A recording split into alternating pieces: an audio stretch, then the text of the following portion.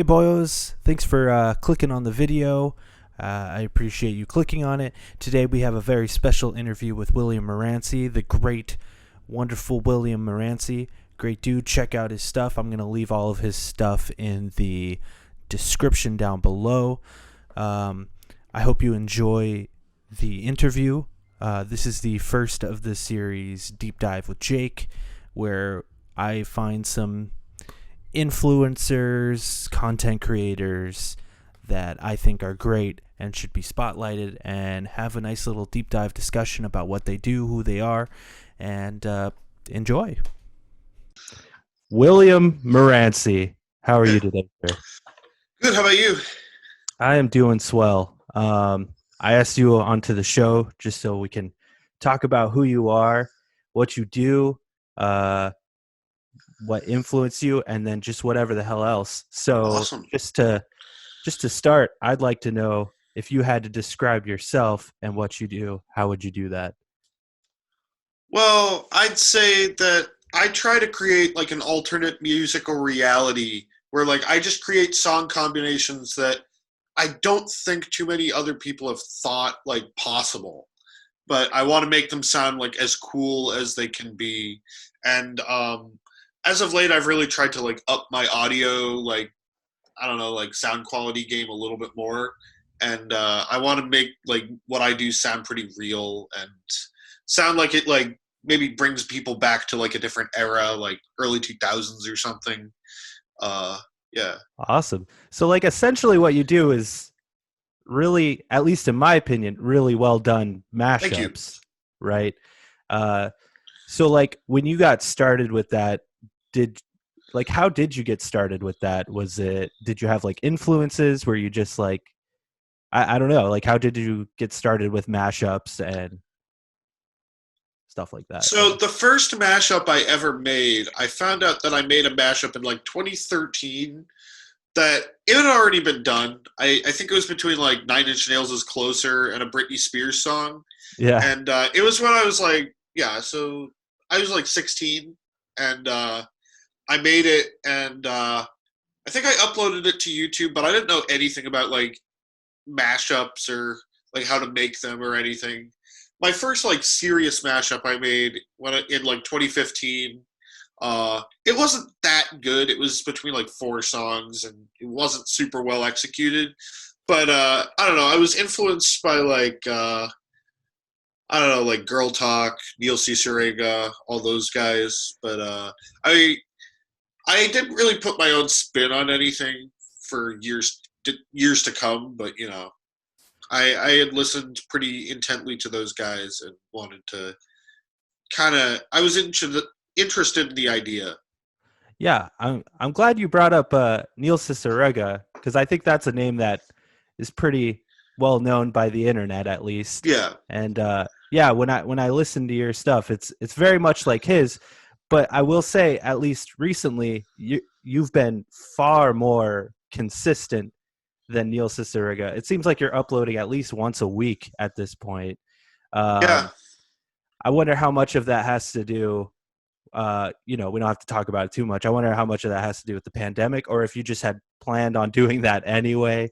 Uh, I mean, the pandemic has definitely like made it it's so I'm just like I'm yeah, like always in my basement, just like making crazy stuff. Yeah, yeah, for sure. So, like, yeah. what is the process like? I'm very curious because how do you get like stems and like different music tracks without vocals? Do you edit it yourself, or do you like search online for it, or do you have some secret way of getting those things? Or So it's super interesting because more often than not, like I didn't think that like at first when I was like getting into like the whole concept of mashups, I didn't know either. But yeah, so basically I saw that like there were like isolated vocal tracks on YouTube, instrumental tracks on YouTube, even like stems.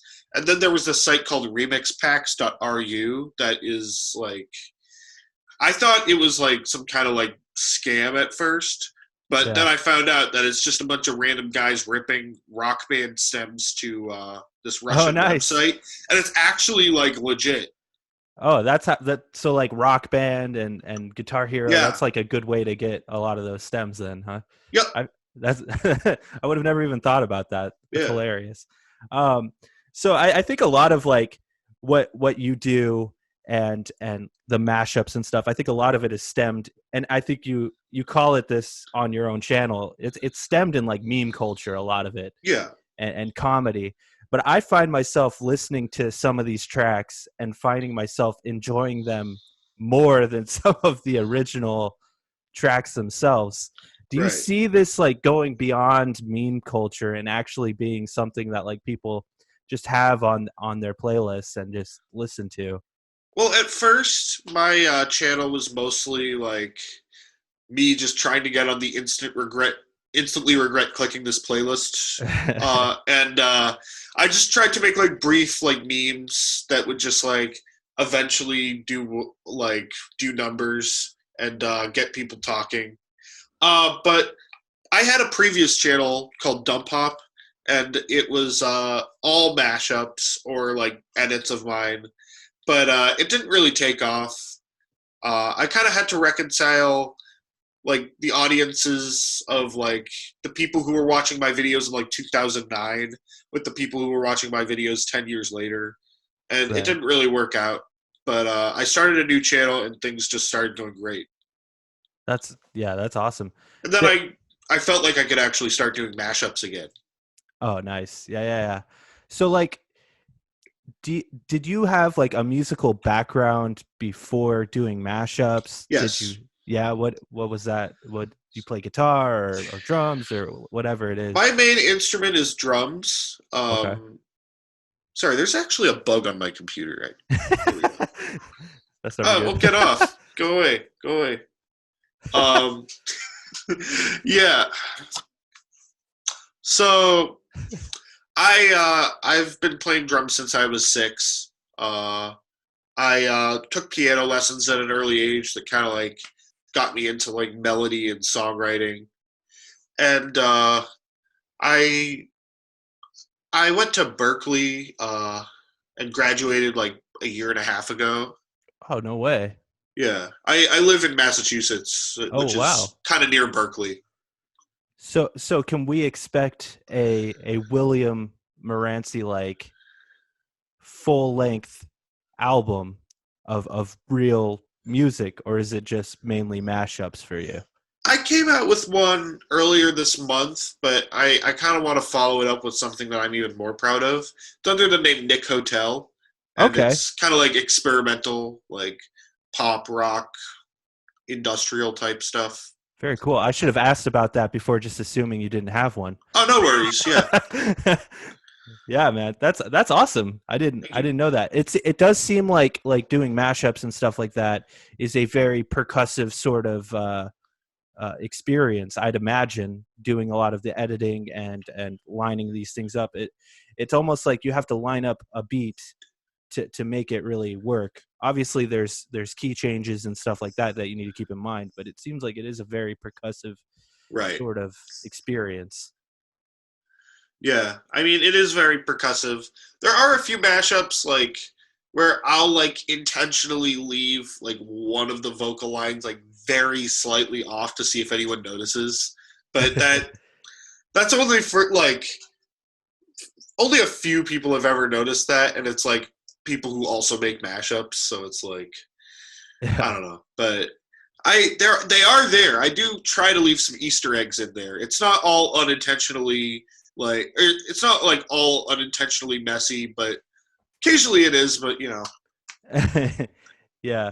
So the more you've done it, like, do you feel like your quality has jumped exponentially since you started, or do you feel like your quality has been consistent this whole time? Or I don't know if that's a weird question. so a few of the mashups on this new channel are re-uploads from like 2016 or 2017, Okay. mostly 2017, and people usually have more comments on the audio quality on those mashups, but I mean most people don't even notice. Um, yeah, I did I do think some of my like mixing and mastering has improved over the past like 7 months, but I do think like I don't know. I still listen back to some of my stuff and I'm like I could have did that a little better. Yeah. What's it like uploading to YouTube? Because what you do is a very, I'm sure you have a lot of issues with copyright, or since it's all mashed up, does it like kind of fight the weird algorithm that's on YouTube, or what's that whole experience like? Well, so about copyright, I this new channel has had extraordinary luck with copyright strikes for some reason. I don't I want to knock on wood as hard as I can though, Yeah, but I do get like quite a few copyright claims from everything that's like registered.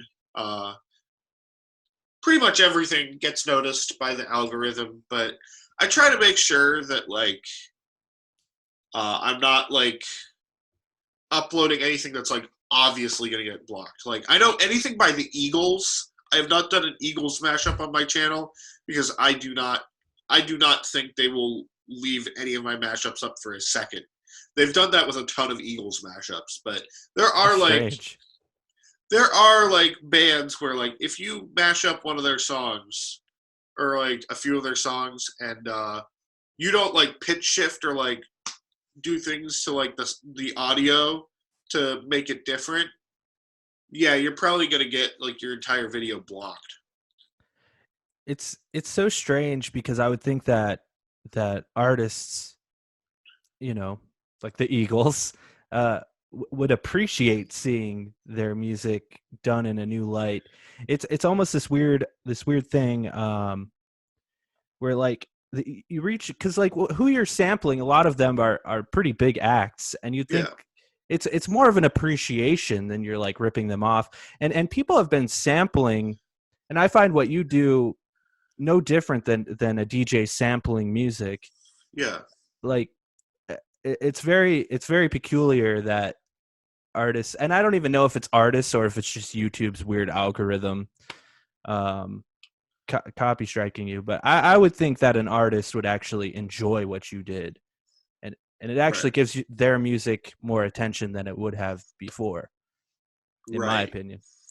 Well, I mean, sometimes when the artist like when you get a block or like your video is not viewable anywhere, it's not even because of the artist; it's because of their label or Right. their whatever PROs they're working with. Yeah, yeah, but it's still, you'd still think it stands, like the Yeah, label would look at it like, hey, this is a good exposure for us. This guy seems to love what he does, and people right. seem to really enjoy it. It's so strange to me how people get so weird about that kind of stuff. Yeah. uh and you know what, like if you were to take some underground band and take their music, they'd probably be all about it. So Oh it's so yeah. it's so strange that these big guys are the ones freaking out about it, Yeah. in my opinion. Right. um you so I discovered you through Facebook, actually. That's Okay. so your Facebook actually led me to your YouTube. Which one seems to get you like more traction these days? Is it YouTube, Facebook, Instagram? I don't know. Um. So the Implying Music is Good page has like 200K likes. My YouTube channel has like a little over 160K, but my YouTube channel like has grown a lot faster than Implying. I hopped on Implying like a few years, like 2 years ago. It was at like 100K, and it's only doubled since then. But I started my YouTube channel even more recently, and like it was actually my YouTube channel was only at like 4K, like didn't go past 4K until September of last year, and now it's at 161K or something like that. It's been a lot faster for the YouTube channel, and I just hopped on Insta with the Implying page, and it's actually grown a lot faster than arguably both of them because Instagram's a lot better for memes, just in general. Yeah, very picture based Yeah, platform. Um, I also, it probably helps that you're already sort of known, so people are probably just hopping over. Right. Um, yeah, that imply the implying music is good. Facebook page is hilarious. Like, Thank you. is it just you that runs that page, or do you have like different moderators on there? Or So like 95% of the content there is me. The nice, other 5% is a few other people, but yeah, it's mainly me. nice, nice. Um, so when I discovered you, I I had sort of heard Neil Cicierega and different people like this, and to me, the Neil Cicierega had created something that is almost radio worthy.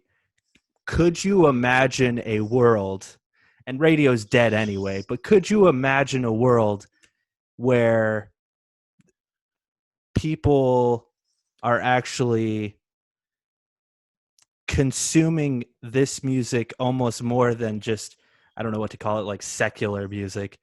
I think that's a stupid way to put it. Um, no, I see what you're saying. Yeah, I like mean, like I think like it. a like a mashup boom. Like, are there other artists out there that, like, sort of like a mashup community that you're aware of? Or Oh yeah, Reddit. There's our mashups. mm-hmm.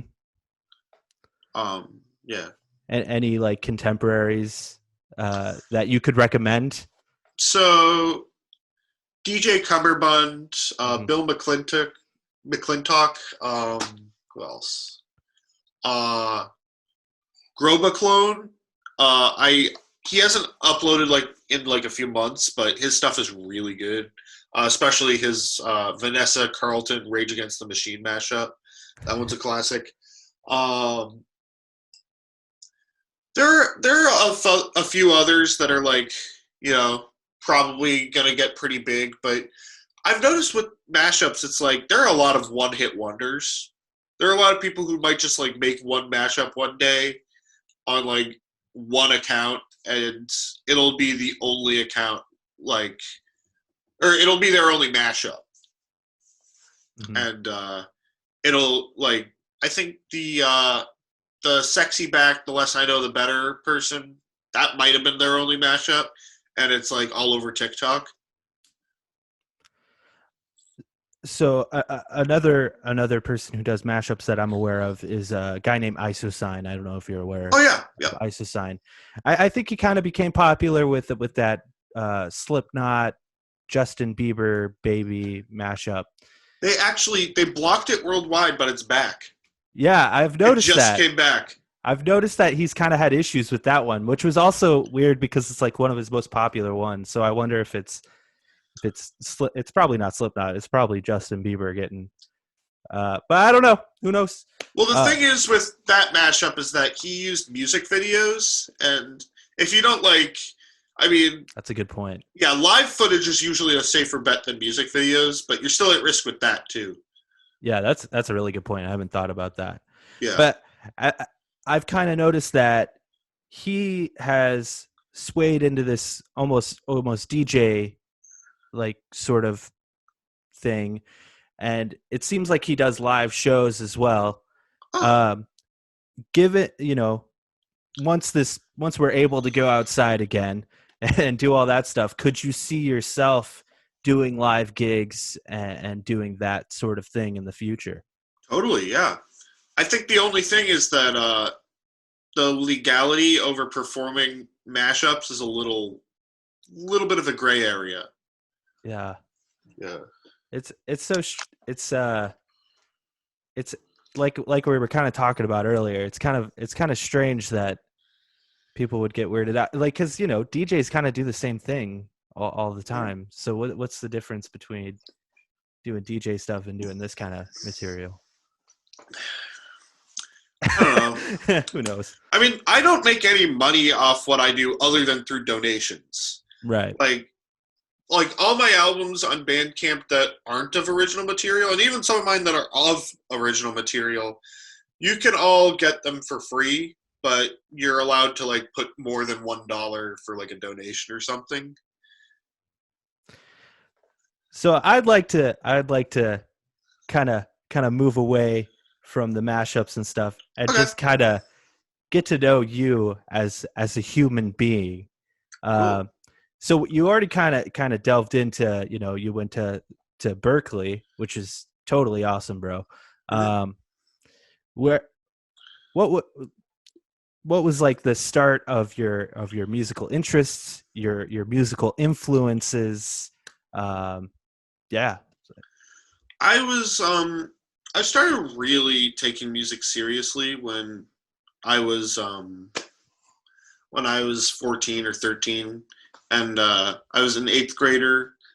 I I had pushed myself really hard in middle school, to the point where I just like didn't. I was just going totally crazy. That's the bug, by the way. Sorry. Um, He's part of the family now. yeah. Um, so yeah, I was very into just like making like my own songs. I would like make songs in GarageBand, like a very old version of GarageBand, and I so I would make songs in GarageBand with like presets and crappy loops and stuff, and I would like sing over them. I didn't start like making like remixes of any kind until maybe like a few years later, but I had already learned drums. I was kind of picking up bass. I had known a little bit of piano too, but I don't know. I didn't really take music fully seriously until even after Berkeley. Hmm. Like, because Berkeley, like the thing about like I had a YouTube channel like that it would upload pretty frequently during Berkeley, but I was always like Berkeley always just consumed me a lot, Right. and it kind of made me not like music as much for a little bit. Yeah, it's almost like the academics of it makes it a little less personal and a little less fun. Totally, yeah, Yeah, I've experienced some of that myself. yeah, um, did you come from a musical family? yeah. My dad is was a bassist and guitarist. He's still playing music with like a few of his friends, but back in the '90s, he had a band in Boston that did okay enough to have like an all music page and Nice. a Nice. few rate your music entries, but nothing major. But he's a great songwriter, and he introduced me to a lot of the music that I like, and yeah. What would be an example of some of that music that he introduced you to? Also, some of the music that you like. I'd probably assume by some of your mashups and stuff that we could find out what you like, but some of that is obviously just kind of memey stuff. So what is the music that you enjoy the most, and like some of the things that like encouraged you to start uh, playing music and doing some of that stuff? So mostly indie music, indie, psychedelic, um, some like some like newer like indie like chamber pop stuff. I got into hip hop pretty. I'm pretty new to hip hop. Like I I I heard My Beautiful Dark Twisted Fantasy like when I was like 18, and I've been listening to hip hop ever since. Yeah, there's always that one album, right? Yeah. That just like it brings you in. Before Uh, that, I was kind of a boomer in terms of my musical taste. yeah, Yeah, I would just like listen to like the Beatles and Queen and Zeppelin and Black Sabbath, but a lot of Boston. also Pixies, which was probably the newest thing I would listen to. But after that, I started listening to like um, some more like new stuff. Like I think Tame Impala was the first like newish band that I really got into. Oh, Yeah, the bugs. yep, He's your pet now. yeah, That's Randy the bug. yep. um, yeah. I could tell that you have like a very a wide spread of interests when it comes to like like a your musical sensibilities Right. are wide. I can tell just by looking at your Facebook and your YouTube. Yeah. Um, so uh, so where do you see yourself in the future as far as YouTube, music, maybe not music, whatever it is? Where do you see yourself in the future? That That's might a be an great open-ended question, but you know. Yeah, that's a great question. I don't know. Like I have a lot of doubts about my future, like how much money I can actually make off all this.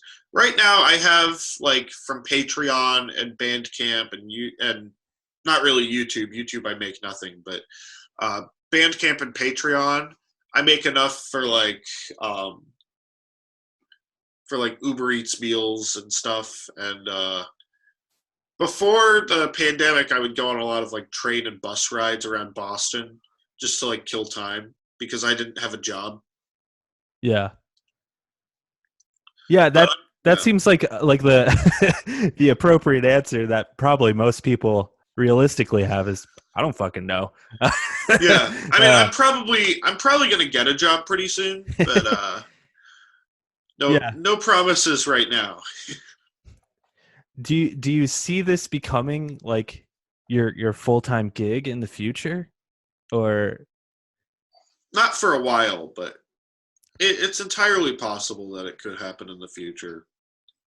I Like I I feel like yeah, out of everyone that I know, like I probably have the biggest chance of like being able to sustain a living off YouTube if I were to like just like get that much more of like donations and stuff. Yeah. I mean your channel to me is just on the up and up and up. Yeah, Uh just from like when I started watching, you know, you've grown substantially since then. yeah, So and that was maybe just, you know, a year ago or something like that. yeah. Um so I mean, I'd love to see your career take off in that direction. Thank And you. Yeah, I very much think that it will. Um thank you. I I would like to give you a chance to spotlight some of your stuff right now. I think we've kind of hit the end of the time limit here.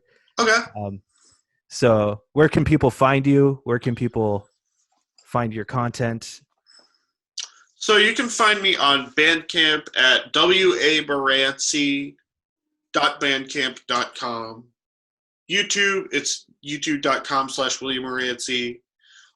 It's Implying Music on Insta.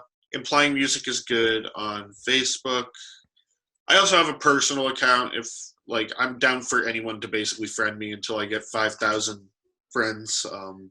My name is William Antranig Moranci on Facebook. Middle name is Antranig. Yeah. Very cool.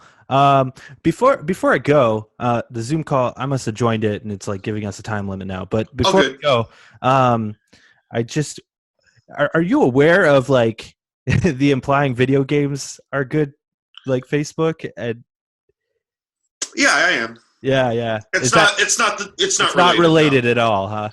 No, and the Facebook group implying we can discuss music is also, to my Yeah. knowledge, not related. Yeah. I've always been curious about that. Your vibes are very, very different. Yeah. Yeah, yours is a lot more or friendly over there. Yeah. But it's been awesome talking with you, man. Awesome talking with you too. I can't wait to hear what you have for us in the future, man. It's Yeah. Totally. been awesome. Thanks for watching the video. I hope we'll see you again. Stay tuned every Monday for the Jake and Corey podcast, and we'll see you next time.